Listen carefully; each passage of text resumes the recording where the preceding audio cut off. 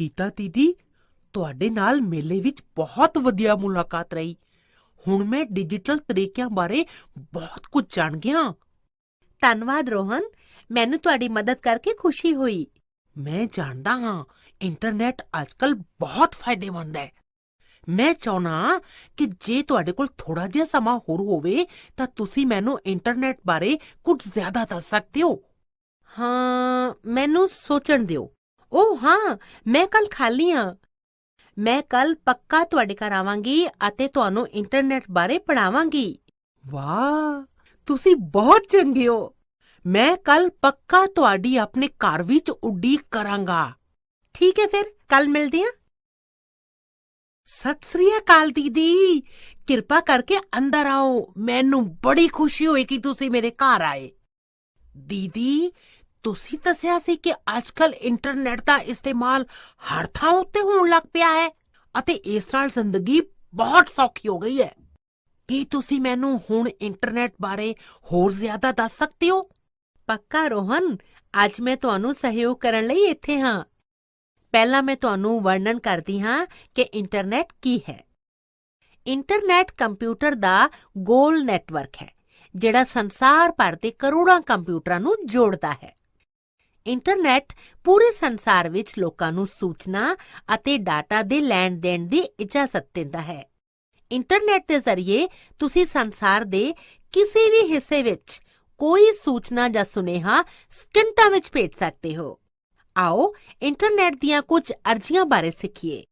Internet ਦੇ ਵੱਖ-ਵੱਖ ਖੇਤਰਾਂ ਵਿੱਚ ਕਈ ਫਾਇਦੇ ਹਨ। ਉਹਨਾਂ ਵਿੱਚੋਂ ਕੁਝ ਇਹ ਹਨ।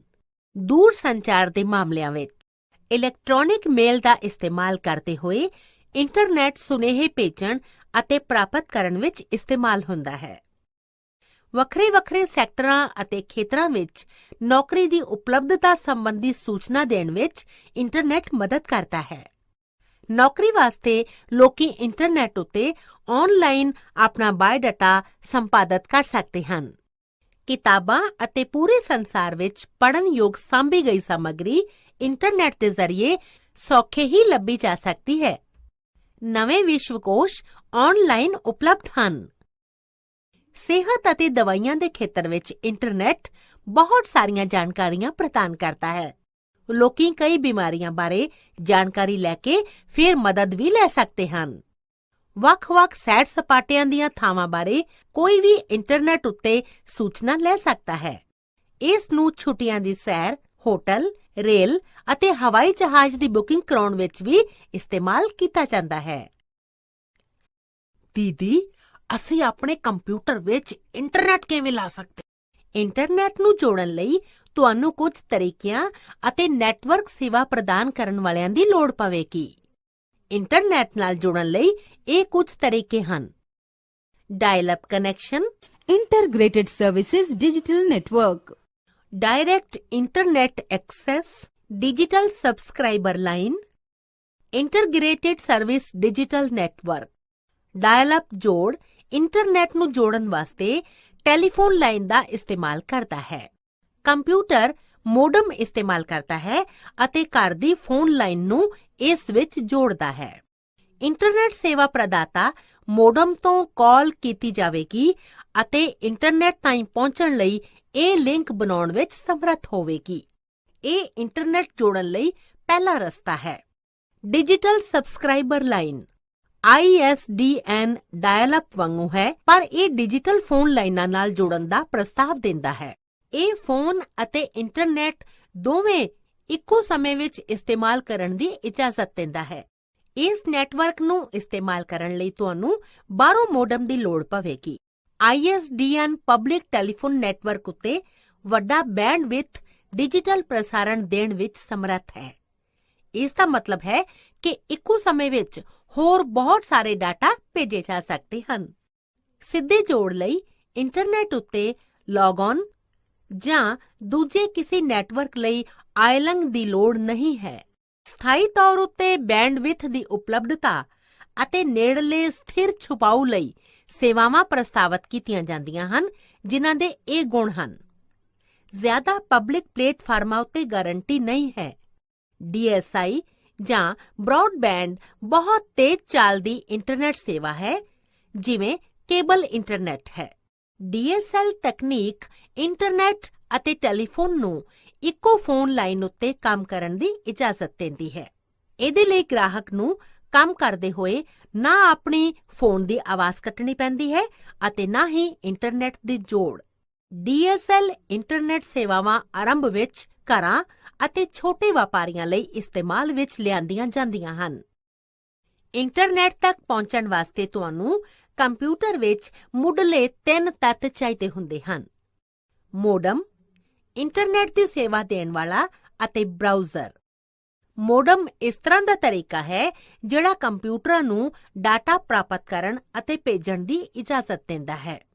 ਇਹ ਉਹ ਤਰੀਕਾ ਹੈ ਜਿਹੜਾ ਇੰਟਰਨੈਟ ਨੂੰ ਕੰਪਿਊਟਰ ਨਾਲ ਜੋੜਦਾ ਹੈ। ਇੰਟਰਨੈਟ ਸਰਵਿਸ ਪ੍ਰੋਵਾਈਡਰ ਜਾਂ ISP ਇੱਕ ਕੰਪਨੀ ਹੈ ਜਿਹੜੀ ਇੰਟਰਨੈਟ ਤੱਕ ਪਹੁੰਚ ਪ੍ਰਦਾਨ ਕਰਦੀ ਹੈ। ਬਰਾਊਜ਼ਰ ਇੱਕ ਸੌਫਟਵੇਅਰ ਹੈ ਜਿਹੜਾ ਕੰਪਿਊਟਰ ਉੱਤੇ ਮੁੜ ਪ੍ਰਾਪਤੀ ਕਰਦਾ ਹੈ, ਪੇਸ਼ ਕਰਦਾ ਹੈ ਅਤੇ ਸੂਚਨਾ ਨੂੰ ਚਲਾਉਂਦਾ ਹੈ। ਇੰਟਰਨੈਟ ਦੇ ਕੁਝ ਲੋਕ ਪਾਉਂਦੇ ਬਰਾਊਜ਼ਰ ਹਨ: explorer, Mozilla Firefox, Google chrome ਅਤੇ ਸਫਾਰੀ। ਤੁਸੀਂ ਇੰਟਰਨੈਟ ਨੂੰ ਤਾਰਾਂ ਨਾਲ ਜਾਂ ਤਾਰਾਂ ਦੇ ਬਗੈਰ ਵੀ ਜੋੜ ਸਕਦੇ ਹੋ। ਕੰਪਿਊਟਰ ਜਿਹੜਾ ਬਗੈਰ ਤਾਰ ਦੀ ਤਕਨੀਕ ਦੇ ਸਮਰਥਨ ਕਰਦਾ ਹੈ, ਉਸ ਕੋਲ ਵਾਈਫਾਈ ਕਾਰਡ ਹੁੰਦਾ ਹੈ। ਵਾਈਫਾਈ ਕਾਰਡ ਬਗੈਰ ਤਾਰ ਦੇ ਕੰਪਿਊਟਰ ਅਤੇ ਨੈਟਵਰਕ ਦੇ ਵਿਚਕਾਰ ਸੰਚਾਰ ਕਰਦਾ ਹੈ। ਕੁਝ ਮਿੱਤਰਾਂ ਦੇ ਮੋਬਾਈਲ ਫੋਨਾਂ ਵਿੱਚ ਇੰਟਰਨੈਟ ਦੀ ਸਹੂਲਤ ਹੈ। ਕੋਈ ਮੋਬਾਈਲ ਫੋਨ ਵਿੱਚ ਇੰਟਰਨੈਟ ਕਿਵੇਂ ਪ੍ਰਾਪਤ ਕਰ ਸਕਦਾ ਹੈ ਦੀਦੀ? ਮੋਬਾਈਲ ਫੋਨ ਉੱਤੇ ਇੰਟਰਨੈਟ ਪਹੁੰਚੇ, ਇਹਦੇ ਲਈ ਤੁਹਾਨੂੰ ਇਹਨਾਂ ਚੀਜ਼ਾਂ ਦੀ ਲੋੜ ਹੈ: ਇੱਕ ਮੋਬਾਈਲ ਫੋਨ ਜਿਹੜਾ ਇੰਟਰਨੈਟ ਦੀ ਪਹੁੰਚ ਤੱਕ ਸਮਰੱਥਾ ਰੱਖਦਾ ਹੋਵੇ, ਇੱਕ ਮੋਬਾਈਲ ਫੋਨ ਦੀ ਸੇਵਾ ਜਿਹੜਾ ਡਾਟਾ ਪ੍ਰਸਾਰਣ ਨੂੰ ਸਮਰਥਨ ਦੇਵੇ, ਮੋਬਾਈਲ ਸੇਵਾ ਪ੍ਰਦਾਤਾ ਤੋਂ ਇੱਕ ਖਾਤਾ ਜਿਸ ਨਾਲ ਡਾਟਾ ਸੈਟਿੰਗਸ ਹੋਣ ਤਾਂ ਕਿ ਫੋਨ ਉੱਤੇ ਇੰਟਰਨੈਟ ਪਹੁੰਚ ਸਕੇ। ਜੀ ਵਿੱਚ 2G, 3G ਅਤੇ 4G ਨੈਟਵਰਕ ਦੀ ਉਤਪਤੀ ਵਾਸਤੇ ਇਸਤੇਮਾਲ ਹੁੰਦੇ ਹਨ। G ਤੋਂ ਪਹਿਲਾਂ ਵੱਡੇ ਨੰਬਰ ਦਾ ਮਤਲਬ ਹੈ ਕਿ ਇਹ ਸੂਚਨਾ ਨੂੰ ਜ਼ਿਆਦਾ ਤਾਕਤ ਨਾਲ ਭੇਜਦਾ ਅਤੇ ਪ੍ਰਾਪਤ ਕਰਦਾ ਹੈ ਅਤੇ ਇਸ ਤੋਂ ਇਲਾਵਾ ਬਗੈਰ ਤਾਰ ਦੇ ਨੈਟਵਰਕ ਦੇ ਜ਼ਰੀਏ ਕੰਮ ਕਰਨ ਦੀ ਉੱਚੀ ਸਮਰੱਥਾ ਨੂੰ ਪ੍ਰਾਪਤ ਕਰ ਸਕਦਾ ਹੈ। 2G ਨੈਟਵਰਕ ਸੰਕੁਚਿਤ ਬੈਂਡ ਡਿਜੀਟਲ ਨੈਟਵਰਕਸ ਉੱਤੇ ਆਧਾਰਿਤ ਹਨ। ਸਿਗਨਲ ਡਿਜੀਟਲ ਰੂਪ ਵਿੱਚ ਭੇਜੇ ਜਾਂਦੇ ਹਨ ਅਤੇ ਇਹ ਨਾਟਕੀ ਤੌਰ ਤੇ ਕਾਲਾਂ ਦੀ ਕਿਸਮ ਸੁਧਾਰਦਾ ਹੈ ਅਤੇ ਡਾਟਾ ਪ੍ਰਸਾਰਣ ਦੀਆਂ ਗੁੰਝਲਾਂ ਘੱਟ ਕਰਦਾ ਹੈ। ਮੋਬਾਈਲ ਨੈਟਵਰਕਸ ਦੀ ਤੀਜੀ ਪੀੜ੍ਹੀ ਅੱਜਕੱਲ੍ਹ ਲੋਕਾਂ ਦੇ ਮਨ ਭਾ ਰਹੀ ਹੈ ਅਤੇ ਇਹ ਮੋਬਾਈਲ ਅਤੇ ਟੈਬਲੇਟ ਇਸਤੇਮਾਲ ਕਰਨ ਵਾਲਿਆਂ ਦੀ ਇੰਟਰਨੈਟ ਤੱਕ ਪਹੁੰਚ ਬਣਾ ਰਹੀ ਹੈ। 3G ਨੈਟਵਰਕ ਉੱਤੇ ਡਾਟਾ ਪ੍ਰਸਾਰਣ ਚੱਲਦੀ ਕਤਾਰ 384 kbps ਤੋਂ 2 Mbps ਤੱਕ ਹੈ। 3G ਨੈਟਵਰਕ ਜ਼ਿਆਦਾ ਡਾਟਾ ਪ੍ਰਸਾਰਣ ਦੀ ਇਜਾਜ਼ਤ ਦਿੰਦਾ ਹੈ ਅਤੇ ਇਸ ਤੋਂ ਬਾਅਦ ਨੈਟਵਰਕ ਆਵਾਜ਼ ਅਤੇ ਦ੍ਰਿਸ਼ ਕਾਲ, ਡਾਇਲ ਪ੍ਰਸਾਰਣ, ਇੰਟਰਨੈਟ ਸਰਫਿੰਗ, ਆਨਲਾਈਨ TV, ਵੱਡੀ ਪਰਿਭਾਸ਼ਾ ਦੀਆਂ ਵੀਡੀਓ ਵੇਖਣਾ, ਖੇਡਾਂ ਖੇਡਣਾ ਅਤੇ ਹੋਰ ਬਹੁਤ ਕੁਝ ਕਰ ਸਕਦੇ ਹੋ। 3G ਉਹਨਾਂ ਇਸਤੇਮਾਲ ਕਰਨ ਵਾਲਿਆਂ ਲਈ ਵਧੀਆ ਵਿਕਲਪ ਹੈ ਜਿਨ੍ਹਾਂ ਨੂੰ ਹਮੇਸ਼ਾ ਇੰਟਰਨੈਟ ਨਾਲ ਜੁੜੇ ਰਹਿਣ ਦੀ ਲੋੜ ਹੈ। ਚੌਥੀ ਪੀੜ੍ਹੀ ਦੇ ਮੋਬਾਈਲ ਨੈਟਵਰਕ ਹੋਰ ਬਹੁਤ ਸਾਰੀਆਂ ਮੁੱਲ ਪਾਉਣ ਵਾਲੀਆਂ ਖੂਬੀਆਂ ਪ੍ਰਦਾਨ ਕਰਦੇ ਹਨ। 3G ਦੀਆਂ ਸਾਰੀਆਂ ਸਹੂਲਤਾਂ ਦੇ ਨਾਲ ਜੋੜਦੇ ਹੋਏ ਡੇਟਾ ਪ੍ਰਸਾਰਣ ਇਸ ਵਿੱਚ ਵਿਸ਼ਵਾਸ ਕਰਦਾ ਹੈ ਕਿ ਛੱਤ ਦੇ ਜ਼ਰੀਏ ਜਾਂਦੇ ਹੋਏ ਇਸ ਦੀ ਚਾਲ ਦਾ ਦਾਇਰਾ 100 Mbps ਤੋਂ 1 Gbps ਹੋਵੇ। ਕੀ ਤੁਸੀਂ ਮੈਨੂੰ ਹੁਣ ਇਹ ਵਿਖਾ ਸਕਦੇ ਹੋ ਕਿ ਮੋਬਾਈਲ ਫੋਨ ਵਿੱਚ ਇੰਟਰਨੈਟ ਕਿਵੇਂ ਲਾਈਏ? ਹਾਂ ਰੋਹਨ, ਹੁਣ ਮੈਂ ਤੁਹਾਨੂੰ ਵਿਖਾਉਂਦੀ ਹਾਂ ਕਿ ਕੀਪੈਡ ਵਾਲੇ ਮੋਬਾਈਲ ਫੋਨ ਅਤੇ ਨਾਲ ਹੀ ਐਂਡਰੋਇਡ ਫੋਨ ਵਿੱਚ ਇੰਟਰਨੈਟ ਕਿਵੇਂ ਲਾਇਆ ਜਾਵੇ। ਇਹ ਗੱਲਾਂ ਸਾਵਧਾਨੀ ਨਾਲ ਚੇਤੇ ਰੱਖੋ। ਪਹਿਲਾਂ ਮੈਨੂ ਚੁਣੋ ਅਤੇ ਫਿਰ ਇੰਟਰਨੈਟ। ਹੁਣ ਹੋਮ ਪੇਜ ਖੋਲ੍ਹਣ ਵਾਸਤੇ ਜਾਂ ਤਾਂ ਹੋਮ ਚੁਣੋ ਜਾਂ ਹੋਮ ਸਕਰੀਨ ਵਿੱਚ 0 ਨੂੰ ਦੱਬ ਕੇ ਰੱਖੀ ਰੱਖੋ। ਅੱਗੇ ਵੈਬ ਪਤਾ ਦਾਖਲ ਕਰਨ ਲਈ ਪਤੇ ਦੀ ਚੋਣ ਕਰੋ, ਪਤਾ ਦਾਖਲ ਕਰੋ ਅਤੇ ਓਕੇ ਚੁਣੋ। ਹੋਰ ਅੱਗੇ ਵੈਬ ਲੱਭਣ ਲਈ ਸਰਚ ਟਰਮਸ ਵਿੱਚ ਜਾਓ ਅਤੇ ਸਰਚ ਚੁਣੋ। ਸੇਵਾ ਨਾਲ ਜੁੜਨ ਤੋਂ ਬਾਅਦ ਤੁਸੀਂ ਇਹਦੇ ਪੰਨੇ ਵੇਖਣਾ ਸ਼ੁਰੂ ਕਰ ਸਕਦੇ ਹੋ। ਆਪਣੀਆਂ ਵਾਈਫਾਈ ਸੈਟਿੰਗਸ ਵੇਖਣ ਲਈ ਸੈਟਿੰਗਸ ਵਿੱਚ ਜਾਓ। ਸੈਟਿੰਗਸ ਅਤੇ ਜੋੜ ਚੁਣੋ ਅਤੇ ਫਿਰ ਵਾਈਫਾਈ।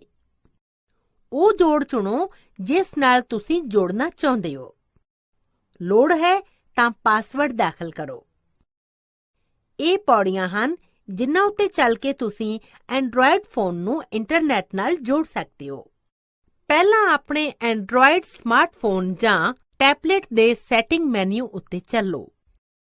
ਕਿਸੇ ਵੀ ਐਂਡਰੋਇਡ ਤਰੀਕੇ ਵਿੱਚ ਇਹ ਐਪਸ ਮੈਨੂ ਵਿੱਚ ਜਾ ਕੇ ਸੈਟਿੰਗ ਆਈਕਨ ਦੇ ਜ਼ਰੀਏ ਕੀਤਾ ਜਾ ਸਕਦਾ ਹੈ ਜਾਂ ਕਈ ਵਾਰੀ ਨੋਟੀਫਿਕੇਸ਼ਨਸ ਬਾਰ ਦੇ ਜ਼ਰੀਏ ਵੀ। ਹੁਣ ਸੈਟਿੰਗਸ ਮੈਨੂ ਵਿੱਚ ਤੁਹਾਨੂੰ ਬਗੈਰ ਤਾਰ ਦੇ ਅਤੇ ਨੈਟਵਰਕ ਸੈਟਿੰਗਸ ਲੱਭਣ ਦੀ ਲੋੜ ਹੈ। ਜ਼ਿਆਦਾਤਰ ਤਰੀਕਿਆਂ ਵਿੱਚ ਮੋਰ ਜਾਂ ਮੋਰ ਸੈਟਿੰਗਸ ਬਟਨ ਉੱਤੇ ਕਲਿੱਕ ਕਰੋ, ਜਿਹੜਾ ਵੀ ਉਪਲਬਧ ਹੋਵੇ। ਹੁਣ ਜਦੋਂ ਇੱਕ ਵਾਰੀ ਤੁਸੀਂ ਬਗੈਰ ਤਾਰ ਦੇ ਅਤੇ ਨੈਟਵਰਕ ਸੈਟਿੰਗਸ ਲੱਭ ਲੈਂਦੇ ਹੋ, ਤੁਸੀਂ ਦੋ ਵਿਕਲਪਾਂ ਦੇ ਜ਼ਰੀਏ ਜੋੜ ਸਕਦੇ ਹੋ: ਮੋਬਾਈਲ ਇੰਟਰਨੈਟ, ਵਾਈਫਾਈ। ਆਪਣੇ ਮੋਬਾਈਲ ਫੋਨ ਦੇ ਜ਼ਰੀਏ ਇੰਟਰਨੈਟ ਨਾਲ ਜੁੜਨ ਲਈ ਤੁਸੀਂ ਦੋਵੇਂ ਕੰਮ ਕਰ ਸਕਦੇ ਹੋ।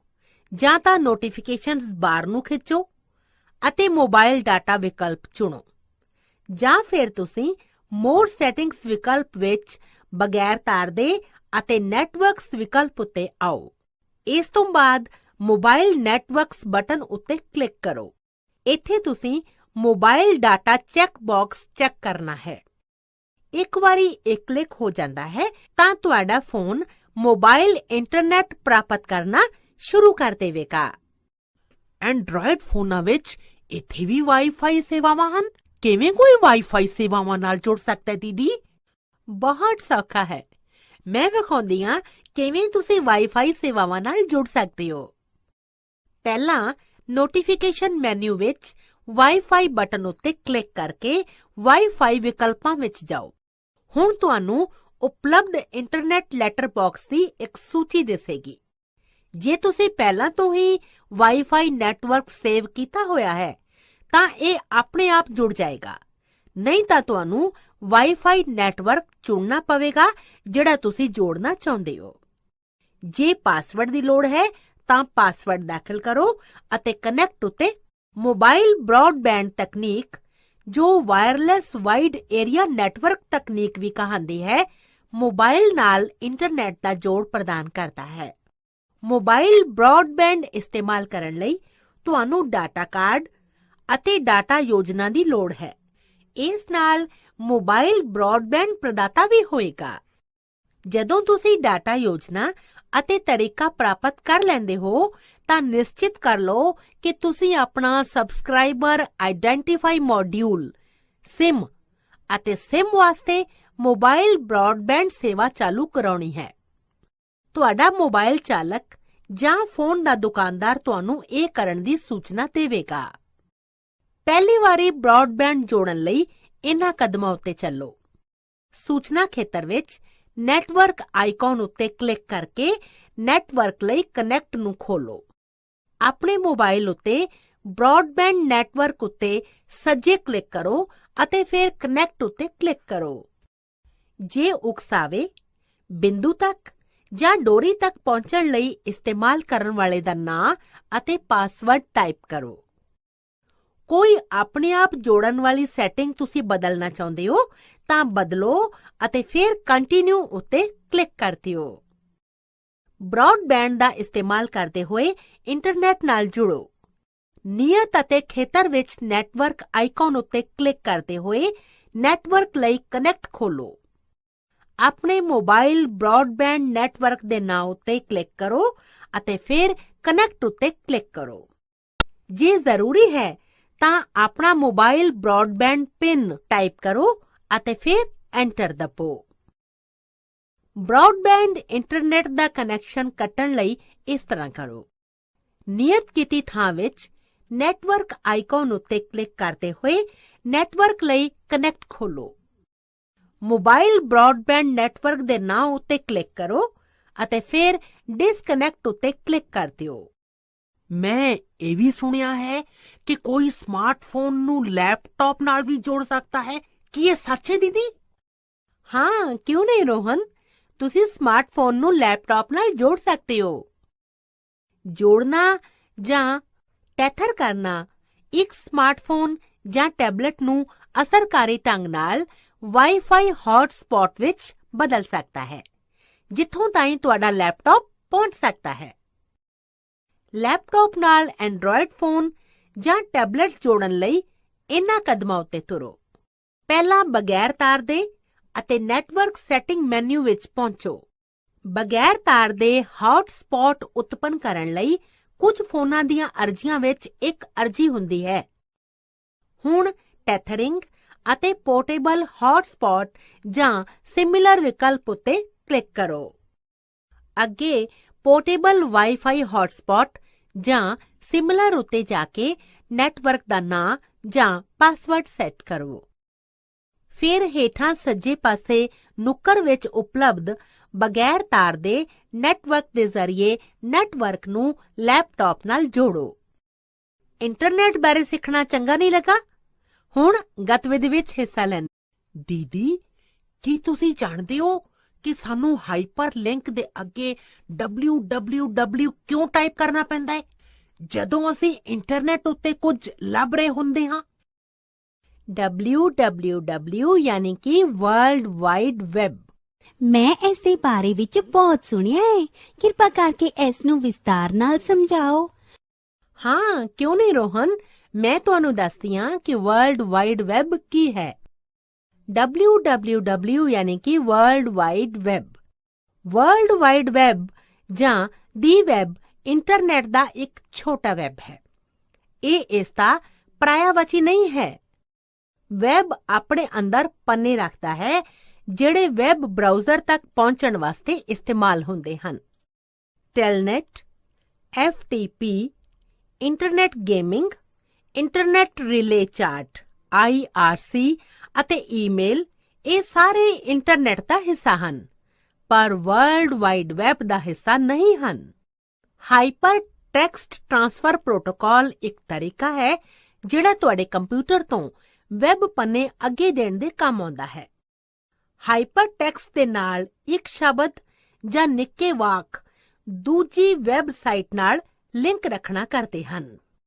ਵਰਲਡ ਵਾਈਡ ਵੈਬ ਦੇ ਇਹ ਅੰਗ ਹਨ: web server, web browser, web page, website, web address। Web server ਇੱਕ ਵਿਵਸਥਾ ਹੈ ਜਿਹੜਾ ਇੰਟਰਨੈਟ ਉੱਤੇ ਕੰਮ ਕਰਨ ਵਾਲਿਆਂ ਨੂੰ ਵਿਸ਼ੇ ਅਤੇ ਸੇਵਾਵਾਂ ਦਿੰਦਾ ਹੈ। ਵੈਬ ਸਰਵਰ ਕੰਪਿਊਟਰ ਹਨ ਜਿਹੜੇ ਵੈਬ ਪੰਨੇ ਦਿੰਦੇ ਹਨ। ਹਰ ਵੈਬ ਸਰਵਰ ਕੋਲ ਇੱਕ IP ਪਤਾ ਅਤੇ ਖੇਤਰ ਦਾ ਨਾਂ ਹੁੰਦਾ ਹੈ। ਮਿਸਾਲ ਦੇ ਤੌਰ ਤੇ, ਜੇ ਤੁਸੀਂ ਆਪਣੇ ਬਰਾਊਜ਼ਰ ਵਿੱਚ URL http://www.google.com/index.html ਦਾਖਲ ਕਰਦੇ ਹੋ, ਇਹ ਵੈਬ ਸਰਵਰ ਨੂੰ ਗੁਜ਼ਾਰਿਸ਼ ਭੇਜਦਾ ਹੈ ਜਿਸ ਦੇ ਖੇਤਰ ਦਾ ਨਾਂ google.com ਹੈ।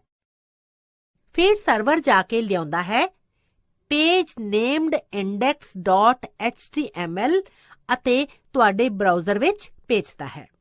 ਵੈਬ ਬਰਾਊਜ਼ਰ ਇੱਕ ਸੌਫਟਵੇਅਰ ਅਰਜ਼ੀ ਹੈ ਜਿਹੜੀ ਵਰਲਡ ਵਾਈਡ ਵੈਬ ਸਮੇਤ ਤਸਵੀਰਾਂ, ਵੀਡੀਓ ਅਤੇ ਦੂਜੀਆਂ ਫਾਈਲਾਂ ਲੱਭਣ, ਦੁਬਾਰਾ ਪ੍ਰਾਪਤ ਕਰਨ ਅਤੇ ਪੇਸ਼ ਕਰਨ ਵਿੱਚ ਵਰਤੀ ਜਾਂਦੀ ਹੈ। ਇੱਕ ਗ੍ਰਾਹਕ ਸਰਵਰ ਮਾਡਲ ਦੇ ਨਾਤੇ ਬਰਾਊਜ਼ਰ ਗ੍ਰਾਹਕ ਹੈ ਜਿਹੜਾ ਕੰਪਿਊਟਰ ਉੱਤੇ ਚੱਲਦਾ ਹੈ। ਉਹ ਵੈਬ ਸਰਵਰ ਨਾਲ ਸੰਪਰਕ ਕਰਦਾ ਹੈ ਅਤੇ ਸੂਚਨਾ ਲਈ ਗੁਜ਼ਾਰਿਸ਼ ਕਰਦਾ ਹੈ। ਵੈਬ ਸਰਵਰ ਸੂਚਨਾ ਨੂੰ ਵੈਬ ਬਰਾਊਜ਼ਰ ਵਿੱਚ ਵਾਪਸ ਭੇਜਦਾ ਹੈ, ਜਿਸ ਵਿੱਚ ਕੰਪਿਊਟਰ ਉੱਤੇ ਨਤੀਜੇ ਵਿਖਾਏ ਜਾਂਦੇ ਹਨ, ਜਾਂ ਦੂਜਾ ਇੰਟਰਨੈਟ ਦੀ ਸਮਰੱਥਾ ਵਾਲਾ ਤਰੀਕਾ ਹੈ ਜਿਹੜਾ ਬਰਾਊਜ਼ਰ ਨੂੰ ਸਮਰਥਨ ਦਿੰਦਾ ਹੈ। ਵੈਬ ਪੰਨੇ ਹਨ ਜਿਹੜੇ ਵਰਲਡ ਵਾਈਡ ਵੈਬ ਨੂੰ ਸਵਾਰਦੇ ਹਨ। ਇਹ ਦਸਤਾਵੇਜ਼ HTML ਜਾਂ ਹਾਈਪਰ ਟੈਕਸਟ ਮਾਰਕਅਪ ਭਾਸ਼ਾ ਵਿੱਚ ਲਿਖੇ ਅਤੇ ਅਨੁਵਾਦ ਕੀਤੇ ਜਾਂਦੇ ਹਨ। ਇਹ ਵੈਬ ਬਰਾਊਜ਼ਰ ਦੁਆਰਾ ਹੁੰਦਾ ਹੈ। ਵੈਬ ਪੇਜ ਜਾਂ ਤਾਂ ਅੰਕੜੇ ਹੋ ਸਕਦੇ ਹਨ ਅਤੇ ਜਾਂ ਸ਼ਕਤੀਵਰ। ਅੰਕੜੇ ਪੰਨੇ ਹਰ ਵਾਰੀ ਤੁਹਾਨੂੰ ਇੱਕੋ ਹੀ ਤਰ੍ਹਾਂ ਦੀ ਚੀਜ਼ ਵਿਖਾਉਣਗੇ। ਸ਼ਕਤੀਵਰ ਪੰਨਿਆਂ ਤੱਕ ਤੁਸੀਂ ਜਦ ਵੀ ਪਹੁੰਚੋਗੇ ਹਰ ਵਾਰੀ ਵੱਖਰੀ ਸਮੱਗਰੀ ਮਿਲੇਗੀ। ਇਹ ਪੰਨੇ ਮੂਲ ਤੌਰ ਤੇ ਲਿਪੀ ਭਾਸ਼ਾਵਾਂ ਵਿੱਚ ਲਿਖੇ ਜਾਂਦੇ ਹਨ, ਜਿਵੇਂ PHP, Perl, ASP, IK, JSP। Website world wide web ਉੱਤੇ ਇੱਕ ਦੂਜੇ ਨਾਲ ਜੁੜਿਆ ਪੰਨਿਆਂ ਦਾ ਗਰੁੱਪ ਹੈ। ਇਹ ਆਮ ਤੌਰ ਤੇ ਇੱਕ ਵਿਸ਼ੇ ਨੂੰ ਸਮਰਪਿਤ ਹੁੰਦਾ ਹੈ ਜਾਂ ਫਿਰ ਕਈ ਇੱਕ ਦੂਜੇ ਨਾਲ ਜੁੜਦੇ ਵਿਸ਼ੇ। ਜਿਹੜਾ ਪਹਿਲਾ ਵੈਬ ਪੰਨਾ ਦਿਸਦਾ ਹੈ ਜਦੋਂ ਤੁਸੀਂ ਵੈਬਸਾਈਟ ਉੱਤੇ ਪਹੁੰਚਦੇ ਹੋ, ਇਹ ਹੋਮ ਪੇਜ ਦੇ ਨਾਂ ਤੋਂ ਜਾਣਿਆ ਜਾਂਦਾ ਹੈ। ਵੈਬ ਪਤਾ ਇੱਕ ਡੋਰ ਵਾਲਾ ਪਤਾ ਹੈ ਜਿਸ ਵਿੱਚ ਮੂਲ ਲਿਪੀ, ਖੇਤਰ ਦਾ ਨਾਂ ਅਤੇ ਫਾਈਲ ਦਾ ਰਾਹ ਦੱਸਿਆ ਜਾਂਦਾ ਹੈ। ਇਹਨੂੰ ਆਮ ਤੌਰ ਤੇ ਇੰਟਰਨੈਟ ਉੱਤੇ ਵੈਬ ਪੇਜ ਦਾ ਪਤਾ, ਤਸਵੀਰ ਜਾਂ ਹੋਰ ਦਸਤਾਵੇਜ਼ ਲੱਭਣ ਲਈ ਇਸਤੇਮਾਲ ਕਰਦੇ ਹਨ। ਵੈਬ ਬਰਾਊਜ਼ਰ ਅਰਜ਼ੀਆਂ ਪੇਸ਼ ਕਰਨ ਵਾਲੇ ਪ੍ਰੋਗਰਾਮ ਹਨ ਜਿਹੜੇ ਵਰਲਡ ਵਾਈਡ ਵੈਬ ਉੱਤੇ ਸੂਚਨਾ ਤੱਕ ਪਹੁੰਚਣ ਵਾਸਤੇ ਵਿਕਸਤ ਕੀਤੇ ਗਏ ਹਨ। ਵੈਬ ਬਰਾਊਜ਼ਰ ਵੱਲੋਂ ਡਾਊਨਲੋਡ, ਬੁੱਕਮਾਰਕਸ ਅਤੇ ਨਾਲ ਹੀ ਪਾਸਵਰਡ ਪ੍ਰਬੰਧਨ ਤੋਂ ਇਲਾਵਾ ਆਮ ਖੂਬੀਆਂ ਪ੍ਰਸਤਾਵਿਤ ਕੀਤੀਆਂ ਜਾਂਦੀਆਂ ਹਨ। ਉਹ ਇਹ ਕੰਮ ਵੀ ਪ੍ਰਸਤਾਵਿਤ ਕਰਦੇ ਹਨ ਜਿਵੇਂ spell check, search engine toolbars, tabbed browsing, advertisement filtering ਅਤੇ HTML ਐਕਸੈਸ ਕੀਜ਼, ਪੌਪ-ਅਪ ਅਤੇ ਬਲੌਕਿੰਗ। ਹੁਣ ਤਰ੍ਹਾਂ ਦੇ ਵੈਬ ਬਰਾਊਜ਼ਰ ਬਾਰੇ ਸਿੱਖਦੇ ਹਾਂ। ਵੱਖ-ਵੱਖ ਤਰ੍ਹਾਂ ਦੇ ਵੈਬ ਬਰਾਊਜ਼ਰ ਇਹ ਹਨ: internet explorer, Firefox, Chrome, opera, safari. Internet explorer Microsoft ਦੁਆਰਾ ਵਿਕਸਤ ਕੀਤਾ ਗਿਆ ਸੀ ਤੇ 1995 ਵਿੱਚ ਚਲਾਉਣ ਵਾਲੀਆਂ ਵਿਵਸਥਾਵਾਂ ਦੇ ਮਾਈਕਰੋਸਾਫਟ ਵਿੰਡੋ ਲਾਈਨ ਦੇ ਸਮਰਥਨ ਪੈਕੇਜ ਦੇ ਤੌਰ ਤੇ ਜਾਣੂ ਹੋਇਆ ਸੀ। ਇਹ ਸੰਸਾਰ ਵਿੱਚ ਆਮ ਤੌਰ ਤੇ ਬਹੁਤ ਸਾਰੇ ਲੋਕਾਂ ਵੱਲੋਂ ਇਸਤੇਮਾਲ ਕੀਤਾ ਜਾਂਦਾ ਬਰਾਊਜ਼ਰ ਹੈ। ਇਹ ਬਰਾਊਜ਼ਰ ਸੌਖੇ ਹੀ ਆਨਲਾਈਨ ਉੱਤੇ ਚੱਲਣ ਦੇ ਨਾਲ-ਨਾਲ ਛੇਤੀ ਸਵਾਲਾਂ ਦੀ ਖੋਜ ਅਤੇ ਪ੍ਰਭਾਵਸ਼ਾਲੀ ਸੁਰੱਖਿਆ ਤਕਨੀਕਾਂ ਤੱਕ ਪਹੁੰਚਣ ਵਾਸਤੇ ਬਹੁਤ ਵਧੀਆ ਹੈ। ਫਾਇਰਫੌਕਸ ਮੋਜ਼ਿਲਾ ਤੋਂ ਪ੍ਰਾਪਤ ਹੋਇਆ ਬਰਾਊਜ਼ਰ ਹੈ ਅਤੇ ਇਹ ਇੰਟਰਨੈਟ ਉੱਤੇ ਵਧੀਆ ਸੰਸਾਰ ਦਾ ਦੂਜਾ ਸਭ ਤੋਂ ਜ਼ਿਆਦਾ ਲੋਕ ਪਾਉਂਦਾ ਬਰਾਊਜ਼ਰ ਹੈ। ਦੀਦੀ, ਤੁਸੀਂ ਆਪਣੇ ਕੰਪਿਊਟਰ ਉੱਤੇ ਫਾਇਰਫੌਕਸ ਨਹੀਂ ਵਰਤ ਰਹੇ? ਹਾਂ, ਇਹੀ ਹੈ ਜਿਹੜੀ ਮੈਂ ਆਪਣੇ ਕੰਪਿਊਟਰ ਵਿੱਚ ਇਸਤੇਮਾਲ ਕਰ ਰਹੀ ਹਾਂ। ਗੂਗਲ ਕਰੋਮ ਗੂਗਲ ਵੱਲੋਂ ਵਿਕਸਿਤ ਕੀਤਾ ਗਿਆ ਇੱਕ ਵੈਬ ਬਰਾਊਜ਼ਰ ਹੈ। ਗੂਗਲ ਨੂੰ ਤੇਜ਼, ਸੁਰੱਖਿਅਤ ਅਤੇ ਸੌਖਾ ਬਣਾਉਣ ਲਈ ਇਹ ਤਾਰਕਕ ਤਕਨੀਕ ਨਾਲ ਬਣੇ ਸੂਖਮ ਨਮੂਨੇ ਨਾਲ ਜੋੜਨਾ ਹੈ। ਓਪੇਰਾ 1996 ਵਿੱਚ ਓਪੇਰਾ ਸੌਫਟਵੇਅਰ ਵੱਲੋਂ ਬਣਾਇਆ ਗਿਆ ਹੈ। ਓਪੇਰਾ ਦੂਜੇ ਬਰਾਊਜ਼ਰਸ ਨਾਲੋਂ ਛੋਟਾ ਅਤੇ ਤੇਜ਼ ਗਤੀ ਵਾਲਾ ਹੈ। ਇਹ ਕੀਬੋਰਡ ਇੰਟਰਫੇਸ, ਮਲਟੀਪਲ ਵਿੰਡੋਜ਼ ਅਤੇ ਜ਼ੂਮ ਕੰਮਾਂ ਅਤੇ ਹੋਰ ਕਈ ਕੰਮਾਂ ਵਾਸਤੇ ਤੇਜ਼ ਅਤੇ ਮਿੱਤਰਾਂ ਵਾਂਗ ਵਰਤਣ ਵਾਲਾ ਹੈ। ਇਹ ਬਰਾਊਜ਼ਰ ਜਾਵਾ ਅਤੇ ਨਾਨ ਜਾਵਾ ਸਮਰੱਥ ਬਿਓਰਿਆਂ ਨਾਲ ਉਪਲਬਧ ਹੈ। ਇਹ ਇੰਟਰਨੈਟ ਉੱਤੇ ਨਵੇਂ ਕੰਮ ਕਰਨ ਵਾਲਿਆਂ ਲਈ ਆਦਰਸ਼ ਬਰਾਊਜ਼ਰ ਹੈ। ਐਪਲ ਵੱਲੋਂ ਇਜਾਦ ਕੀਤਾ ਗਿਆ ਸਫਾਰੀ ਇੱਕ ਵੈਬ ਬਰਾਊਜ਼ਰ ਹੈ ਅਤੇ ਮੈਕ OS X ਨਾਲ ਰਲਿਆ ਹੋਇਆ ਹੈ। ਇਸ ਨੂੰ ਪਬਲਿਕ ਬੀਟਾ ਦੇ ਤੌਰ ਤੇ ਪਹਿਲੀ ਵਾਰੀ ਜਨਵਰੀ 2003 ਵਿੱਚ ਰਿਲੀਜ਼ ਕੀਤਾ ਗਿਆ ਸੀ। ਇਹ ਬਰਾਊਜ਼ਰ ਸਾਰੀਆਂ ਨਵੀਆਂ ਤਕਨੀਕਾਂ ਜਿਵੇਂ XHTML, CSS2 ਆਦਿ ਨੂੰ ਸਮਰਥਨ ਦਿੰਦਾ ਹੈ। ਠੀਕ ਹੈ ਰੋਹਨ, ਬਰਾਊਜ਼ਰ ਖੋਲ੍ਹਣ ਲਈ ਜ਼ਰਾ ਇਹਨਾਂ ਚੀਜ਼ਾਂ ਤੇ ਧਿਆਨ ਦਿਓ। ਸਟਾਰਟ ਬਟਨ ਦੱਬੋ, ਆਲ ਪ੍ਰੋਗਰਾਮਸ ਵਿੱਚ ਜਾਓ ਅਤੇ ਕਿਸੇ ਵੀ ਇੱਕ ਬਰਾਊਜ਼ਰ ਉੱਤੇ ਕਲਿੱਕ ਕਰੋ। ਬਰਾਊਜ਼ਿੰਗ ਵਿੰਡੋਜ਼ ਵਿਖਾਈ ਦਿੰਦੀਆਂ ਹਨ। ਆਮ ਤੌਰ ਤੇ ਵੈਬ ਬਰਾਊਜ਼ਰਜ਼ ਇਹਨਾਂ ਹਿੱਸਿਆਂ ਵਿੱਚ ਵੰਡਿਆ ਹੋਇਆ ਹੈ। ਟਾਈਟਲ ਬਾਰ ਵੈਬ, ਪੰਨੇ ਦਾ ਨਾਂ ਅਤੇ ਵੈਬ ਬਰਾਊਜ਼ਰ ਵਿਖਾਉਂਦੇ ਹਨ। ਇਹਦੇ ਅੰਦਰ 3 ਵਿੰਡੋ ਬਟਨ ਹਨ: ਮਿਨੀਮਾਈਜ਼, ਰੀਸਟੋਰ ਡਾਊਨ ਜਾਂ ਮੈਕਸਿਮਾਈਜ਼ ਅਤੇ ਕਲੋਜ਼। ਵੈਬਸਾਈਟ ਦਾ ਨਾਂ ਜਾਂ URL ਜਿਹੜਾ ਬ੍ਰਾਊਜ਼ਰ ਤੁਸੀਂ ਚਾਹੁੰਦੇ ਹੋ ਉਹ ਐਡਰੈਸ ਬਾਰ ਵਿੱਚ ਟਾਈਪ ਕੀਤਾ ਹੋਇਆ ਹੈ। ਇਹਦੇ ਵਿੱਚ ਗੋ ਜਾਂ ਰੀਫਰੈਸ਼ Stop. ਬਟਨ ਹਨ। ਗੋ ਬਟਨ ਤੁਹਾਡੀ ਵੈਬ ਪੇਜ ਜਾਂ ਵੈਬਸਾਈਟ ਲੋਡ ਕਰਨ ਵਿੱਚ ਮਦਦ ਕਰਦਾ ਹੈ। ਰੀਫਰੈਸ਼ ਬਟਨ ਵੈਬ ਪੇਜ ਨੂੰ ਦੁਬਾਰਾ ਲੋਡ ਕਰਨ ਵਿੱਚ ਮਦਦ ਕਰਦਾ ਹੈ। ਸਟਾਪ ਬਟਨ ਬੰਦ ਕਰ ਦਿੰਦਾ ਹੈ ਜੇ ਐਕਸਪਲੋਰਰ ਦੁਆਰਾ ਕੋਈ ਤੁਰੰਤਾ ਕੰਮ ਚੱਲ ਰਹੇ ਹੋਣ। ਐਡਰੈਸ ਬਾਰ ਦੇ ਖੱਬੇ ਪਾਸੇ ਬੈਕ ਅਤੇ ਫਾਰਵਰਡ ਦੇ ਬਟਨ ਹਨ। ਬਟਨ ਵੈਬਸਾਈਟ ਨੂੰ ਪਿੱਛੇ ਤੇ ਅੱਗੇ ਚਲਾਉਣ ਵਿੱਚ ਮਦਦ ਕਰਦੇ ਹਨ, ਜਿਹੜੀਆਂ ਤੁਸੀਂ ਹੁਣੇ ਖੋਲੀਆਂ ਹਨ। ਮੈਨੂ ਬਾਰ ਵਿੱਚ ਕਈ ਤਰ੍ਹਾਂ ਦੇ ਮੈਨੂ ਵਿਕਲਪ ਹਨ, ਜਿਵੇਂ file, edit, view, favourites, tools ਅਤੇ ਹੈਲਪ। ਵੈਬ ਪੇਜ ਖੇਤਰ ਉਹ ਖੇਤਰ ਹੈ ਜਿੱਥੇ ਵੈਬਸਾਈਟ ਜਾਂ ਵੈਬ ਪੇਜ ਵਿਖਾਇਆ ਜਾਂਦਾ ਹੈ। ਸਟੇਟਸ ਬਾਰ ਵੈਬਸਾਈਟ, ਵੈਬ ਪੇਜ ਦੀ ਤਰੱਕੀ ਜਾਂ ਸਟੇਟਸ ਜਿਵੇਂ ਵੇਟਿੰਗ, ਲੋਡਿੰਗ ਜਾਂ ਡਨ ਵਿਖਾਉਂਦਾ ਹੈ। ਸਰਚ ਇੰਜਨਸ ਵੈਬਸਾਈਟਸ ਹਨ ਜਿਨ੍ਹਾਂ ਦਾ ਮੰਤਵ ਸੂਚਨਾ ਭਰੀ ਵੈਬਸਾਈਟਸ ਨੂੰ ਲੱਭਣਾ ਹੈ, ਜਿਸ ਨੂੰ ਇਸਤੇਮਾਲ ਕਰਨ ਵਾਲਾ ਲੱਭ ਰਿਹਾ ਹੈ ਪਰ ਉਹ ਵੈਬਸਾਈਟ ਲੱਭਣ ਦਾ ਸਹੀ ਪਤਾ ਨਹੀਂ ਜਾਣਦਾ। ਕੁਝ ਆਮ ਤੌਰ ਤੇ ਵਰਤੇ ਜਾਣ ਵਾਲੇ ਸਰਚ ਇੰਜਨਸ ਯਾਹੂ ਅਤੇ MSN ਹਨ। ਗੂਗਲ ਸਭ ਤੋਂ ਵੱਧ ਮਨ ਪਾਉਂਦਾ ਸਰਚ ਇੰਜਨ ਹੈ। CES ਬਿਜਲੀ ਨਾਲ ਚੱਲਣ ਵਾਲੇ ਤਰੀਕੇ ਇਸਤੇਮਾਲ ਕਰਦਾ ਹੈ ਜੋ ਰੋਬੋਟਸ ਅਤੇ ਸਪਾਈਡਰਸ ਕਹਾਉਂਦੇ ਹਨ, ਜੋ ਵੈਬ ਨੂੰ ਤਰੰਗਤ ਕਰਦੇ ਹਨ। ਇਹ ਇੰਟਰਨੈਟ ਦੇ ਆਲੇ ਦੁਆਲੇ ਭੱਜਦੇ ਰਹਿੰਦੇ ਨੇ। ਨਾਲ www ਵੀ ਗੁਜ਼ਾਰਿਸ਼ ਕੀਤੀ ਸੂਚਨਾ ਨੂੰ ਲੱਭਦਾ ਹੈ। ਮਲਟੀ ਜਾਂ ਮੇਟਾ SE ਤੁਹਾਡੇ ਕੀਵਰਡਸ ਨੂੰ ਲੱਭਣ ਲਈ ਇੱਕ ਤੋਂ ਵੱਧ ਨਿੱਜੀ SES ਕਾਮਿਆਂ ਨੂੰ ਲਾਉਂਦਾ ਹੈ। ਗੂਗਲ ਅਤੇ ਬਿੰਗ SE ਦੀਆਂ ਦੋ ਮਿਸਾਲਾਂ ਹਨ। ਡਾਇਰੈਕਟਰੀ ਵੈਬਸਾਈਟ ਦੀ ਡਾਇਰੈਕਟਰੀ ਇਸਤੇਮਾਲ ਕਰਦੀ ਹੈ ਜਿਹੜੀ ਮਨੁੱਖ ਵੱਲੋਂ ਜਾਚੀ ਗਈ ਅਤੇ ਵਰਗ ਬਣਾ ਕੇ ਇਹਨਾਂ ਵਿੱਚ ਸੂਚਨਾ ਪਾਈ ਗਈ ਹੁੰਦੀ। ਯਾਹੂ ਡਾਇਰੈਕਟਰੀ SE ਦੀ ਇੱਕ ਮਿਸਾਲ ਹੈ। ਸਰਚ ਇੰਜਨ ਔਜ਼ਾਰ ਹਨ ਜਿਹੜੇ ਇੰਟਰਨੈਟ ਉੱਤੇ ਸੂਚਨਾ ਲੱਭਣ ਵਿੱਚ ਇਸਤੇਮਾਲ ਹੁੰਦੇ ਹਨ। ਸਰਚ ਇੰਜਨਸ ਵੈਬ ਪੰਨਿਆਂ ਵਾਂਗ ਹੁੰਦੇ ਹਨ ਅਤੇ ਇਹ ਵੈਬ ਬਰਾਊਜ਼ਰ ਇਸਤੇਮਾਲ ਕਰਦੇ ਹੋਏ ਖੋਲੇ ਜਾਂਦੇ ਹਨ। ਆਮ ਤੌਰ ਤੇ ਖੋਜਾਂ ਇੱਕ ਸ਼ਬਦ ਜਾਂ ਸ਼ਬਦਾਂ ਦੇ ਮੇਲ ਜਾਂ ਵਿਸ਼ੇ ਉੱਤੇ ਆਧਾਰਿਤ ਹੁੰਦੀਆਂ ਹਨ। ਇੱਕ ਸ਼ਬਦ ਜਾਂ ਨਿੱਕੇ ਵਾਕ ਕੀਵਰਡਸ ਦੇ ਨਾਂ ਤੋਂ ਜਾਣੇ ਜਾਂਦੇ ਹਨ। ਖੋਜ ਦੇ ਨਤੀਜੇ ਵਿੱਚ ਵੈਬ ਪੰਨੇ, ਤਸਵੀਰਾਂ, ਸੂਚਨਾ ਅਤੇ ਕੁਝ ਹੋਰ ਤਰ੍ਹਾਂ ਦੀਆਂ ਫਾਈਲਾਂ ਹੋ ਸਕਦੀਆਂ ਹਨ। ਇਹ ਸਰਚ ਇੰਜਨ ਦੀਦੀ, ਇੰਟਰਨੈਟ ਉੱਤੇ ਕੋਈ ਵੀ ਚੀਜ਼ ਖੋਜਣ ਲਈ ਸਰਚ ਇੰਜਨ ਦਾ ਇਸਤੇਮਾਲ ਕਿਵੇਂ ਹੁੰਦਾ ਹੈ?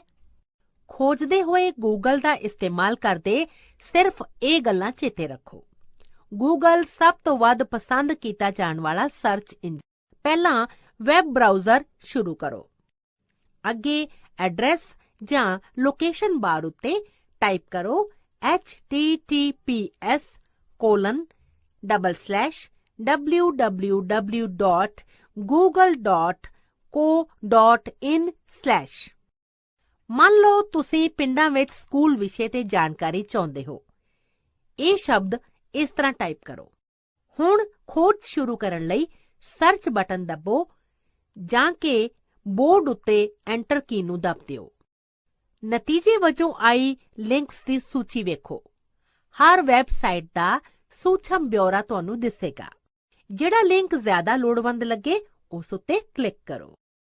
ਜੇ ਤੁਸੀਂ ਕਿਸੇ ਹੋਰ ਵਿਸ਼ੇ ਉੱਤੇ ਜਾਣਕਾਰੀ ਚਾਹੁੰਦੇ ਹੋ ਤਾਂ ਸਰਚ ਇੰਜਨ ਦੇ ਹੋਮ ਪੇਜ ਵਿੱਚ ਵਾਪਸ ਜਾਣ ਲਈ ਬੈਕ ਬਟਨ ਉੱਤੇ ਕਲਿੱਕ ਕਰੋ। ਹੁਣ ਕੀਵਰਡਸ ਵਿੱਚ ਟਾਈਪ ਕਰੋ ਜਿਹੜੀ ਸੂਚਨਾ ਤੁਸੀਂ ਚਾਹੁੰਦੇ ਹੋ। ਅੱਗੇ ਸਰਚ ਬਟਨ ਉੱਤੇ ਕਲਿੱਕ ਕਰੋ।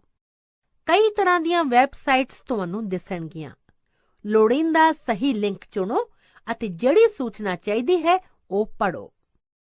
ਜੇ ਤੁਹਾਨੂੰ ਕੋਈ ਲਿੰਕ ਬਹੁਤ ਚੰਗਾ ਲੱਗਦਾ ਹੈ ਤਾਂ ਉਸ ਪੰਨੇ ਉੱਤੇ ਤੁਸੀਂ ਦੁਬਾਰਾ ਆਉਣਾ ਚਾਹੁੰਦੇ ਹੋ, ਤੁਸੀਂ ਉਸ ਪੰਨੇ ਨੂੰ ਬੁੱਕਮਾਰਕ ਕਰ ਸਕਦੇ ਹੋ। ਹੁਣ ਬਾਹਰ ਨਿਕਲਣ ਲਈ ਬਰਾਊਜ਼ਿੰਗ ਵਿੰਡੋ ਉੱਤੇ ਠੀਕ ਉੱਪਰ ਸੱਜੇ ਪਾਸੇ ਨੁੱਕਰ ਉੱਤੇ ਦਿਸਦੇ ਕਲੋਜ਼ ਬਟਨ ਉੱਤੇ ਕਲਿੱਕ ਕਰ ਦਿਓ। ਹੁਣ ਰੋਹਨ, ਮੈਂ ਚਾਹੁੰਦੀ ਹਾਂ ਕਿ ਆਪਣੇ ਆਪ ਸਰਚ ਇੰਜਨ ਇਸਤੇਮਾਲ ਕਰਨ ਦੀ ਕੋਸ਼ਿਸ਼ ਕਰੋ। ਹਾਂ, ਸਿਰਫ ਇਹ ਦੱਸੋ ਕਿ ਕੀ ਲੱਭਾਂ। ਠੀਕ ਹੈ, ਗੂਗਲ ਦਾ ਇਸਤੇਮਾਲ ਕਰਦੇ ਹੋਏ ਕੰਪਿਊਟਰ ਲਿਟਰੇਸੀ ਇਨ ਰੂਰਲ ਇੰਡੀਆ ਉੱਤੇ ਸਰਚ ਕਰੋ। ਕਦਮ 1, ਵੈਬ ਬਰਾਊਜ਼ਰ ਖੋਲੋ। ਕਦਮ 2, ਐਡਰੈਸ ਬਾਰ ਵਿੱਚ www.google.com ਟਾਈਪ ਕਰੋ। ਕਦਮ 3, ਸਰਚ ਬਾਕਸ ਵਿੱਚ ਕੰਪਿਊਟਰ ਲਿਟਰੇਸੀ ਇਨ ਰੂਰਲ ਇੰਡੀਆ ਟਾਈਪ ਕਰੋ। ਕਦਮ 4, ਗੂਗਲ ਸਰਚ ਉੱਤੇ ਕਲਿੱਕ ਕਰੋ।